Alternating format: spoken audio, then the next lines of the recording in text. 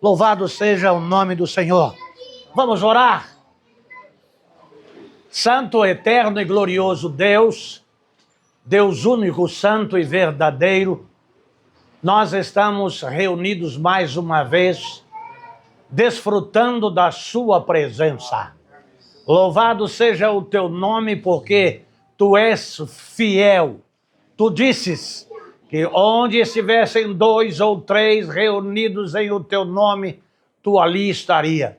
Louvado seja o Senhor por tua santa, gloriosa, bendita e eterna presença.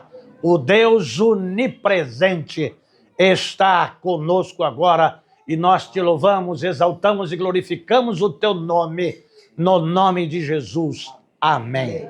O amados do Senhor Jesus Cristo, ensinar e obedecer sem nenhuma ordem primeira, porque eu posso obedecer e ensinar e continuar ensinando e obedecendo. Então, nós temos hoje como meditação João capítulo 14, versículo 15. João capítulo 14, versículo 15. Ele começa com uma condicional, a condicional se, e está escrito assim na palavra de Deus: se me amardes, guardareis os meus mandamentos. O amados de Jesus Cristo, quem ama, obedece. Quem ama, guarda conselhos. Quem ama, guarda os ensinos. Porque se não houver amor, é impossível ter temor e obedecer. Então, nós temos nesta mensagem de hoje, nesta meditação de hoje, 3 pontos a serem destacados. O primeiro é obedecer e viver os seus mandamentos, os mandamentos do Senhor. E o segundo é servir a Deus de todo o coração e alma, demonstrando devoção. E o terceiro é amar a Deus e tratar o próximo como a si mesmo. Ou, em Marcos 12, 31, amarás ao teu próximo como a ti mesmo. Os servos do Altíssimo, nesta breve meditação de hoje, nós vamos ver que obedecer e viver os seus mandamentos não são penosos, não são difíceis, complicados. Porque quando a gente ama, e ama de corpo, ama de alma e ama de espírito, não há nada que pese, não é nada que se faz forçosamente, é alguma coisa que se faz prazerosamente. Então, obedecer a Deus e viver os mandamentos de Deus não é alguma coisa assim que pesa sobre a nossa vida. Por quê? O primeiro mandamento da palavra de Deus é amar a Deus sobre todas as coisas. Amar a Deus mais do que tudo. É mais do que o amor filos, do amor que nós temos de pai para filho, de mãe para filho. É mais do que o amor eros, que o homem sente pela mulher e a mulher sente pelo homem. É o amor puro, o amor genuíno. Aquela que é a essência de Deus, como diz lá em 1 João. Deus é amor. Então, a essência de Deus em nós que conhecemos a Deus, que entregamos a nossa vida aos cuidados de Deus, que confiamos entregar o nosso passado, o nosso presente e o nosso futuro sob os seus cuidados, debaixo da sua promessa, porque nós recebemos o amor de Deus na pessoa de Jesus Cristo, que nos amou primeiro. E nos amou quando nós éramos inimigo dele. Então a Bíblia diz assim: pode ser que alguém ouse dar a vida para os seus amigos, mas é Jesus, ele morreu por nós. E nós éramos amigos de Deus, nós éramos inimigos de Deus. Aí nós passamos a ser amigos de Deus, porque nós compreendemos o amor dele. Poxa vida, eu sem merecer, eu sem poder pagar com gratidão ou com outras questões, antes que eu existisse, antes que eu nascesse, ele já tinha demonstrado o seu amor comigo, permitindo que eu existisse. Primeiro na vida embrionária, intrauterina, estava lá, com vida desde o primeiro momento. E ele foi olhando a minha essência informe ainda quando não havia osso. E ele conhece cada osso meu, como foi formado, o tempo que isso levou. Ele sabe de cada partícula minha, sabe de cada célula, sabe de cada mitocôndria, sabe de tudo. E ele me amava antes que eu mesmo soubesse que eu existia. Ele me abençoou na vida intrauterina, nenhum acidente aconteceu com minha mãe e nem comigo. Eu nasci de parto normal, por parteira. E aquelas parteiras faziam 2, 3 partos dia. E não se tinha muita asepsia lá naquela época, né? Não sei se lá na minha casa já tinha fogão a gás, ou se ela pegou uma espiriteira com álcool e para cortar o meu umbigo, passou primeiro lá naquele fogo, cortou o meu umbigo, e eu não tive nenhum problema tetânico, e eu vinguei. Passei por muitos perigos, porque de todos os que eu já conheci até hoje, ninguém foi tão peralta como eu. Tenho cicatriz até do céu da boca. Mas ele me guardou. Eu viajei muito por esse Brasilzão afora e não era de andar no limite de velocidade. Para os irmãos terem uma ideia, de Caxias do Sul a Bauru é 1.200 quilômetros. Eu saía de Caxias do Sul, 5h30, 6 horas da tarde, e 5 horas da manhã eu estava encostando no portão da minha casa. Se batesse, nem o RG dava certo. Não achava nem o RG. Ele guardou a minha vida. Quantas e quantas vezes eu saí no topo de rodovia, cara a cara, lá com gente lá na contramão, e eu saí pelo acostamento e Deus me guardou e eu estou aqui. De quantos perigos Deus me livrou?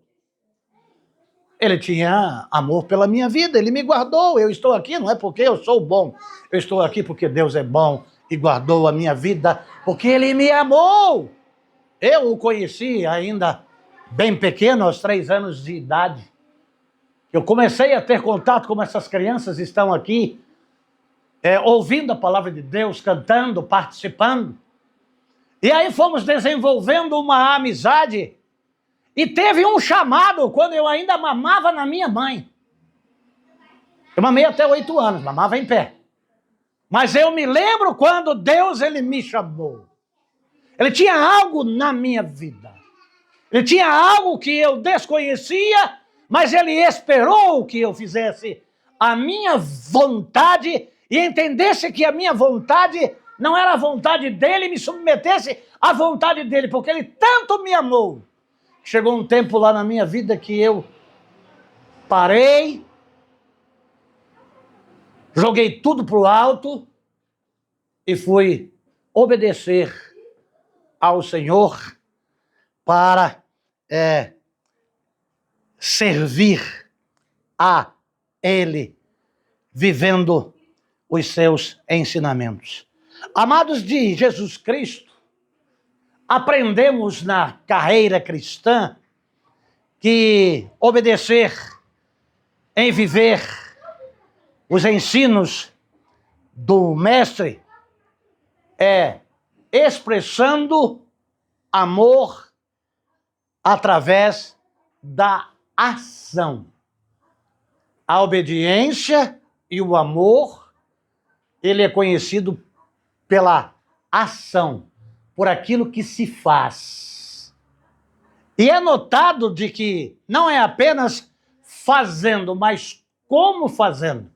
Porque para viver e obedecer os ensinamentos de Deus, reconhecendo o amor de Deus e servindo a Ele, a obediência aos mandamentos de Jesus não é apenas emocional, é além de sentimento.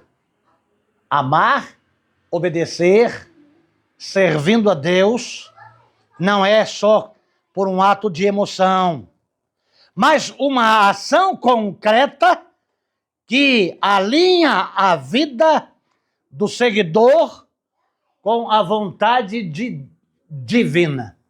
É mais ou menos assim. Eu tenho uma vontade, mas eu posso abrir mão da minha vontade para fazer a vontade daquele que me criou, para fazer a vontade daquele que me salvou, e fazendo com naturalidade, sem questionamento. Agindo, entendendo assim como Jesus disse: se for possível, afasta de mim esse cálice.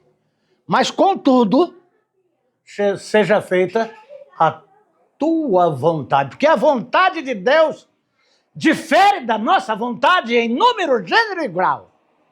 Por quê? Porque a vontade de Deus é perfeita. Porque tudo o que Deus faz é perfeito. E eu posso dizer que nem tudo que eu faço é perfeito. Não há perfeição no homem. A perfeição é de Deus. E nada do que Deus faz dá errado. Quantas coisas que nós já fizemos, achamos do que estávamos certos. E a gente estava errado. Às vezes, a gente está indo em uma estrada certos de que está indo para um destino. E chega em outro. Às vezes, nós traçamos metas. Somos convictos. Pessoas falam, aconselham. Não, vocês estão errados. Eu estou certo. E chega lá na frente. Puxa vida, agora eu tenho que voltar tudo isso. Tenho que começar de novo. Amados de Jesus Cristo, fazendo a vontade de Deus, obedecendo aos mandamentos de Jesus, Ele vai nos capacitando a viver a imagem de Cristo através do poder do Espírito Santo. Amados de Jesus Cristo, isso é mais do que falar língua estranha, para dizer que tem o Espírito Santo. E algumas igrejas só reconhecem ministros do Evangelho se falam língua estranha, que é o menor de todos os dons. E falam sem obedecer aos mandamentos, falam sem ter uma vida reta, santa e irrepreensível, mas valorizam o dom, segundo acham ser do Espírito Santo, mas sem obedecer a Deus, sem servir a Deus, sem ter santidade e sem saber se de fato é o Espírito Santo de Deus que está falando por intermédio e através. Isso é muito grave. Aquele que fala em língua edifica-se a si mesmo. Mas em um culto não se pode falar, porque a Bíblia manda calar a boca. Se a Bíblia manda calar a boca, quem somos nós para calarmos o Espírito de Deus? Mas se não tiver intérprete, que não se fale. E se falar, no máximo 3. A Bíblia diz 2 ou 3. Mas quem fala língua deve ser cheio do Espírito Santo.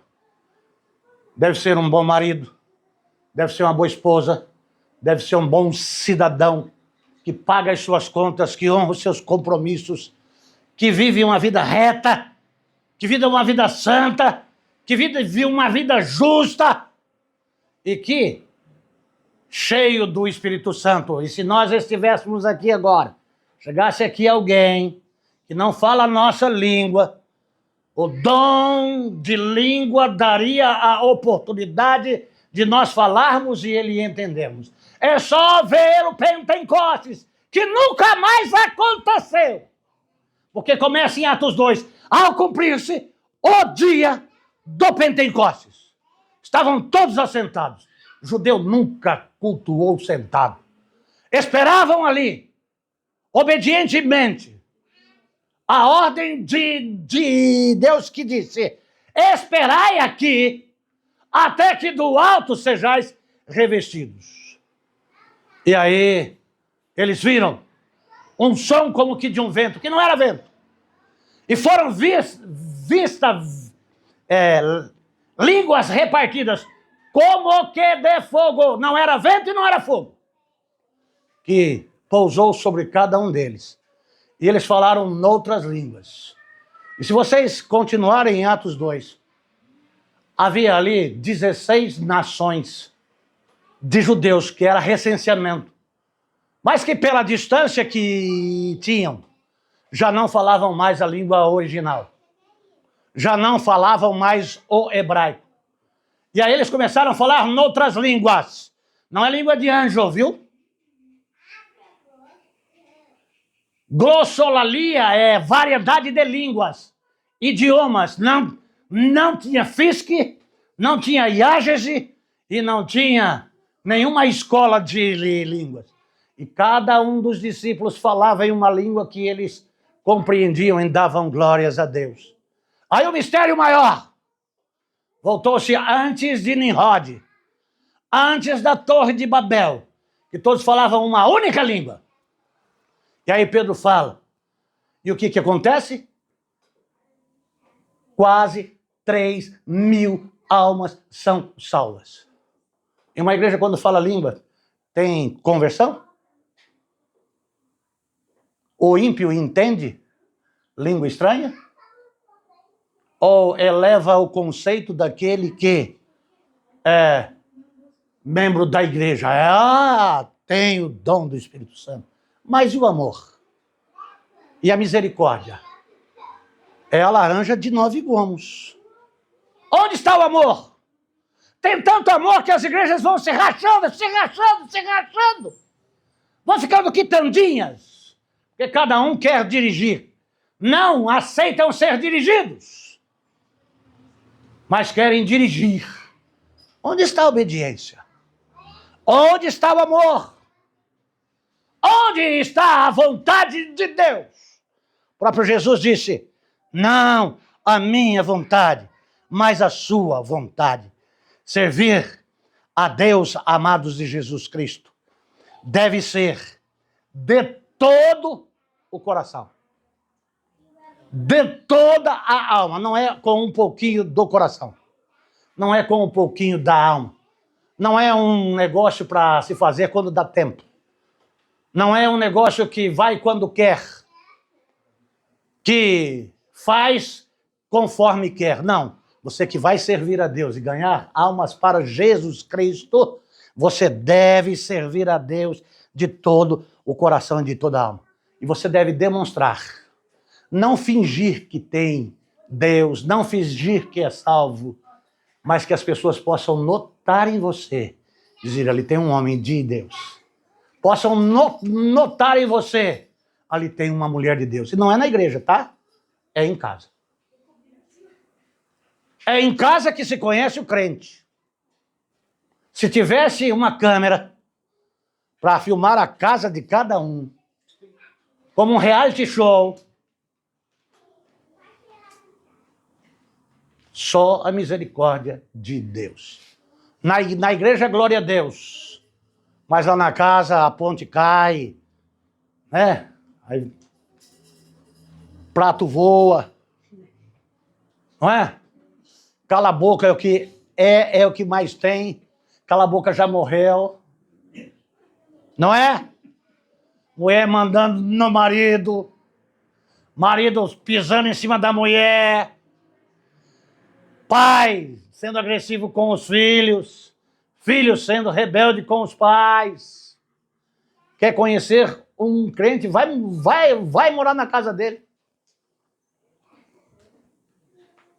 Servir a Deus de todo o coração e alma significa dedicar-se a Ele completamente, demonstrando que a sua obra é mais importante do que as coisas materiais. Mateus 6,33. Buscai primeiro o reino de Deus e a sua justiça, e todas as outras coisas vos serão acrescentadas. O que a gente procura primeiro? O meu reino. Eu sou reizinho, então eu vou satisfazer os meus desejos. Deus fica para depois, quando eu ficar velho. Aí eu vou servir a Deus. Eu estou aposentado. Aí aposentado, aí eu vou fazer a obra do Senhor. Mas não é primeiro o reino e depois as outras coisas? 27 anos de serviços diários lá na Igreja Batista, em Parque dos Camargos, sem nunca pagar um tostão de INSS. Porque a igreja nunca teve dinheiro para isso. 27 anos de igreja sem ter 13º. 27 anos sem ter férias. Não tem direito, mas tem dever. Estamos aposentados. O casal aposentou agora, pelo LOAS, sem 13º. Louvado seja Deus! Porque servir a Deus é melhor do que servir ao mundo. Que andar com Deus é melhor do que andar no mundo. Porque ter Deus como dono, não como patrão, é melhor do que ser patrão. Eu já fui patrão. Já tive 110 funcionários. Já tive muito dinheiro. Hoje o dinheiro é pouquinho. Mas dá para fazer tanta coisa. Nós nunca passamos fome, né, Ludmila? Nem quando você rasgava trapo lá na congregação, né? Ô, amados de Jesus Cristo, servir a Deus de todo o coração significa dedicar-se a Ele completamente. E aí a gente vai aprendendo o que é santificação, sem a qual ninguém verá Deus. Como é santo aquele que vos chamou, sede vós também santo em toda a vossa maneira de viver, porquanto escrito está, sede santo, porque eu sou santo. Uma boca que fala coisas doces não pode falar coisas amargas. De uma fonte não sai água doce e água salgada. Na igreja é só glória a Deus, em casa é só fiduma. E essa mensagem aqui vai ser ouvida no mundo inteiro, viu? Que está sendo gravada. E a gente fala publicamente o que deve ser falado. Amém. Eu vou temer o quê?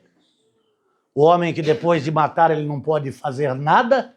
Ou Deus que depois de matar tem poder de lançar tanto o corpo quanto a alma no inferno?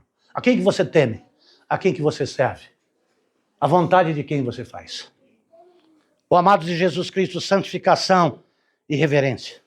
Santificação é santificar-se ao Senhor de corpo, de alma e de espírito.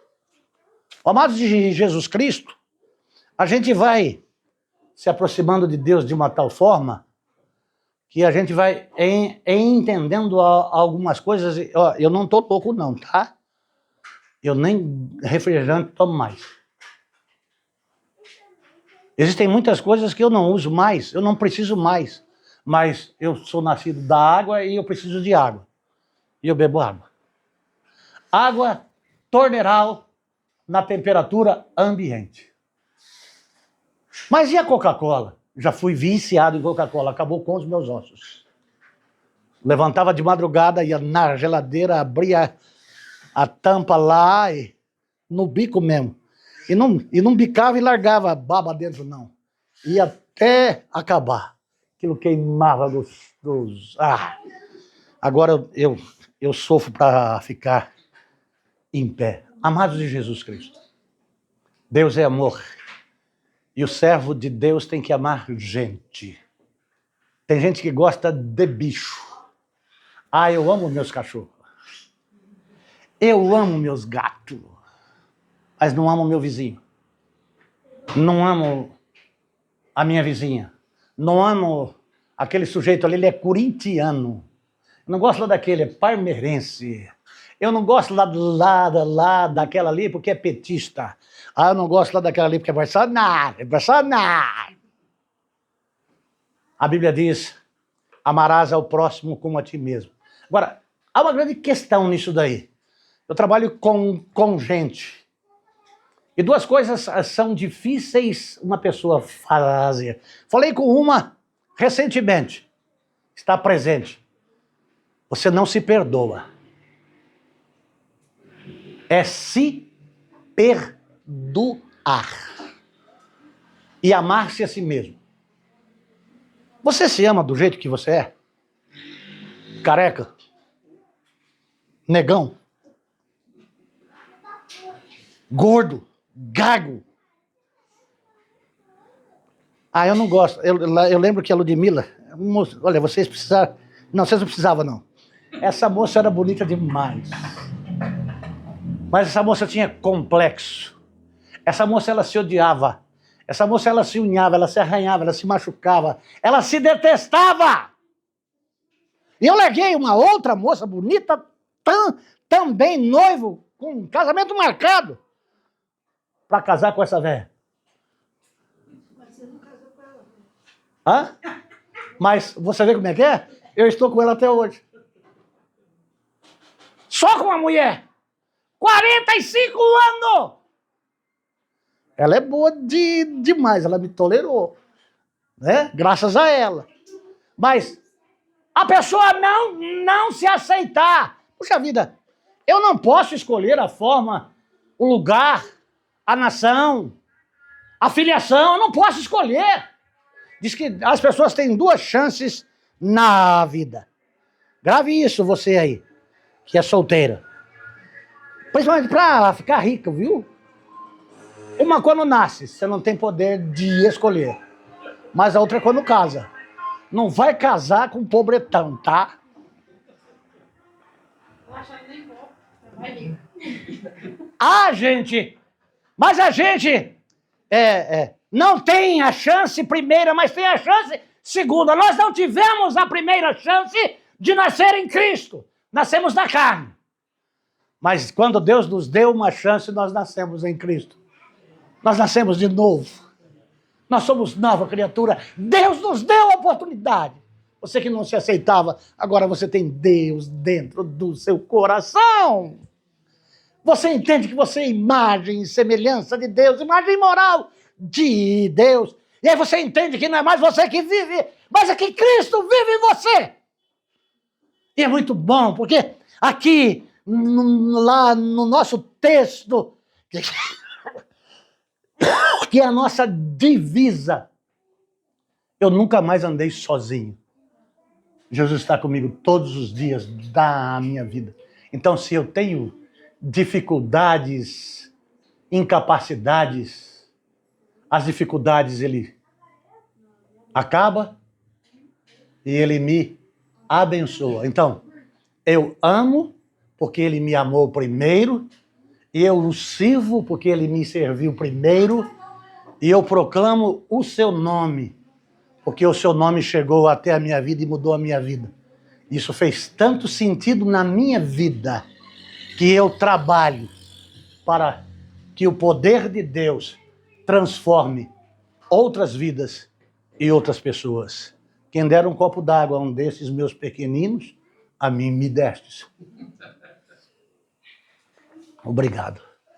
Então, queridos, nesta 34ª Santa Convocação, desejo do meu coração é que você compreenda a espessura, a profundidade, a largura e o comprimento do amor de Deus que te alcançou, que você possa ter esse mesmo amor por você, e esse mesmo amor que você tem a Deus e por você, você possa ter pelo próximo, e falar de Jesus Cristo para o seu próximo, não com a sua boca, mas com a sua vida, com o seu testemunho.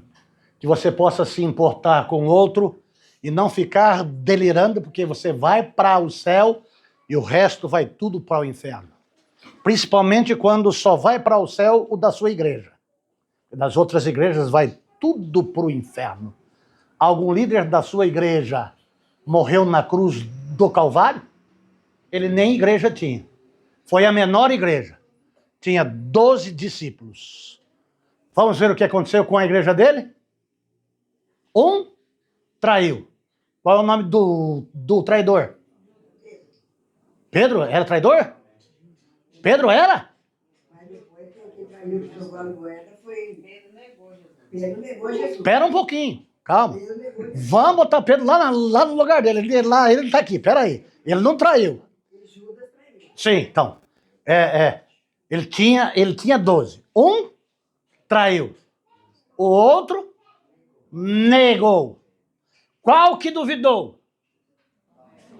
Se eu não ver o lado, não botar o dedo lá na ferida, eu não vou acreditar. O que Jesus fez?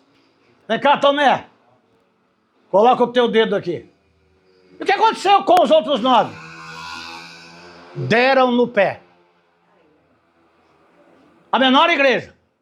Então, essa é a igreja apostólica, mas não é romana. Porque Pedro nunca foi papa. Pedro nunca esteve em Roma. E os ossos dele já não estão mais lá, porque foram vendidos. Os ossos, eu acho que os ossos de Pedro que foram vendidos, dava para encher Barueri. Teve uma época que eram vendidos relíquias, então vendia ossos dos santos. E se ganhou muito dinheiro. Até inventaram o purgatório para ganhar dinheiro, para o cara ficar lá no purgatório, o maior espaço de tempo possível, para que as missas sejam rezadas em intenção da alma do defunto, que era tão bom. Amados de Jesus Cristo, a minha igreja não salva ninguém. A Igreja Batista não teve ninguém que morreu na cruz. A Assembleia também, a Deus é Amor também, a Presbiteriana também, o Adventismo. Ellen White não morreu em uma cruz de jeito nenhum. Só Jesus Cristo salva. E a gente tem que ter o amor de Deus lá na nossa vida. A minha igreja, ela tem número. Mundialmente falando, ela tem número. Dá para se contar. A presbiteriana tem número e dá para se contar. Metodista tem número e dá para se contar. Adventismo tem número e dá para se contar. Todas as igrejas têm número e mentem. Se tem 500 mil, fala que é 2 milhões.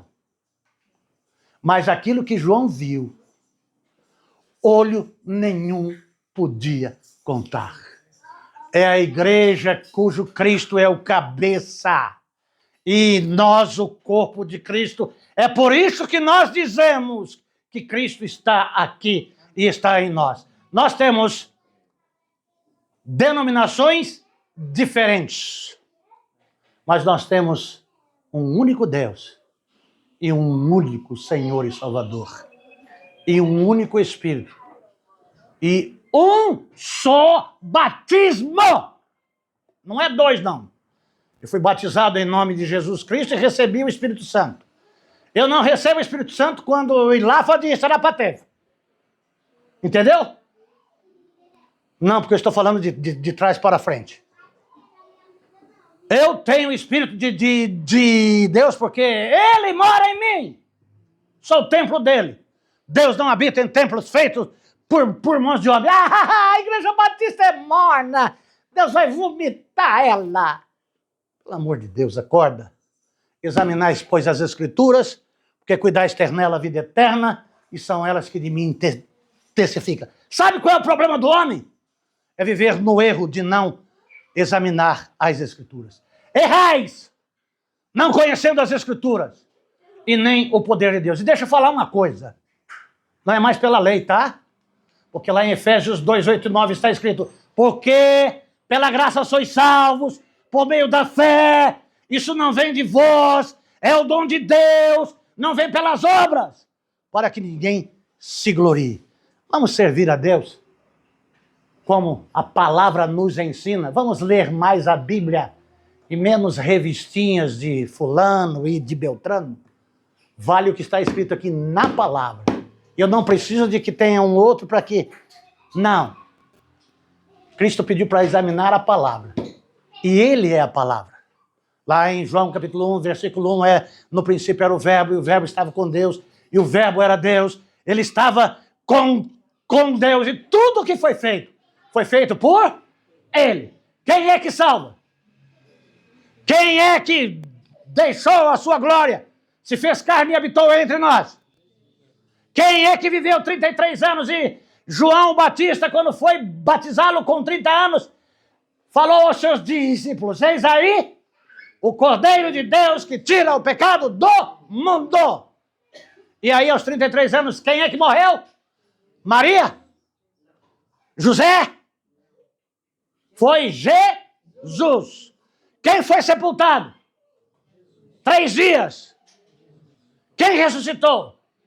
Quem salva? Só Jesus salva. Entregue a sua vida a Deus. Não entregue para religião nenhuma, para líder nenhum. Entregue a sua vida para Jesus.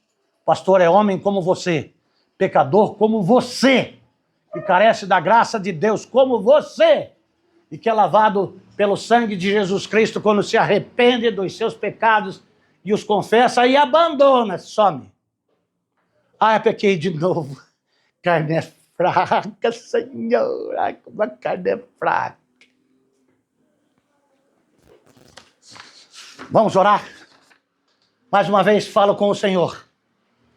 E a minha conversa com o Senhor é para pedir misericórdia, para que o véu se rasgue, para que a cegueira ela acabe, para que haja visão, para que haja obediência e para que haja ação, serviço, para proclamar que só Jesus Cristo salva.